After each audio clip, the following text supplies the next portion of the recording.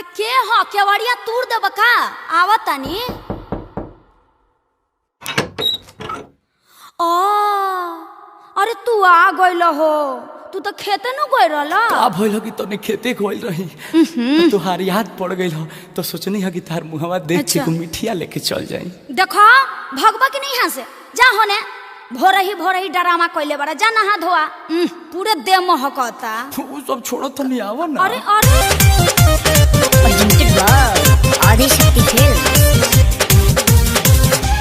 काहे छोटा जैसन सटता रहतय राजा जी, काहे छोटा जैसन सटता रहतय राजा जी।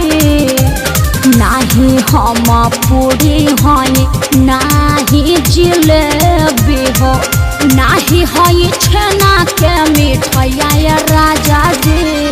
काहे छोटा जैसन सटता रहतय राजा जी, काहे छोटा जैसन सटता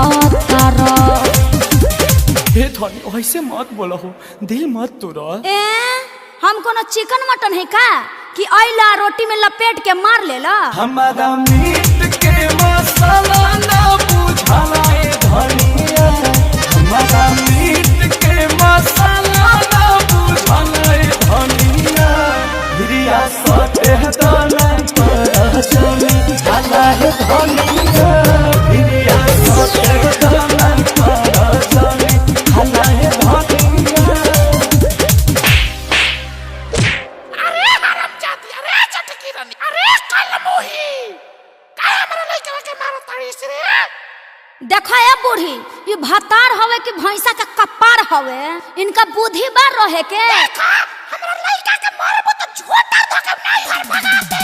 मरनी त मरनी ससुराउर का बिगरनी सुधरतानी, मरनी त मरनी ससुराउर का बिगरनी सुधरतानी। कि अपना बिगड़ल बलमुआ के सुधारतानी, अपना बिगड़ल सजनवा के सुधारतानी। अरे माई हम कहत ना रही कि इलोचन के ठीक नहीं खे, एकर पांचों उंगली में मामा उंगली सबसे बड़ बा। ते ना मनले, ते दहेज के पीछे आके हमर जिंदगी बर्बाद कर देले। अरे का करे रे बाबू, हम जाना थोड़ा रही। तू तो बोल मत, तू चुपे रह। बड़ा आगाइल रहीस, बड़ा आगाइल रहीस, ते हो तारेला पतो हरे माई।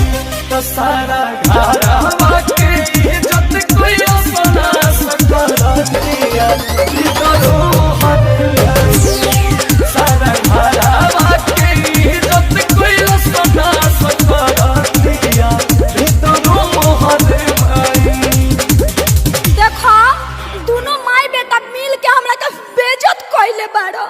अभी हम अपना माई के फोन लगावत तनी। अरे माई, अरे भैया के भेज, आ ना भेजबे तो हम कमांडर धो के आ जाए। ओ बना हे ससुराया ये बनई हर गइला के बाद रे, ओ बना हे ससुराया ये बनई हर गइला के बाद रे। मुहावा संभार के मम्मी, मुहावा संभार के मम्मी, बोलस न तोर दमाद रे।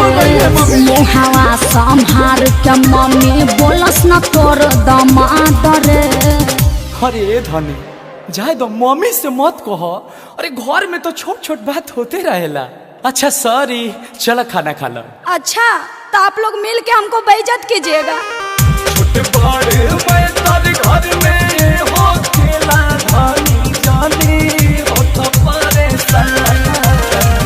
अखिले स्वयं तू सदा जाके हो धनी सचो हर कदम पारा।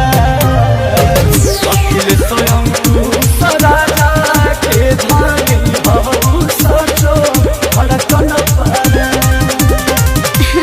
अरे जिया हो हमार राजा, हम तो इहे चाहत रही। अच्छा छोरा एगो चुमा दे दा। हम तो यही चाहत रही, आवा ले।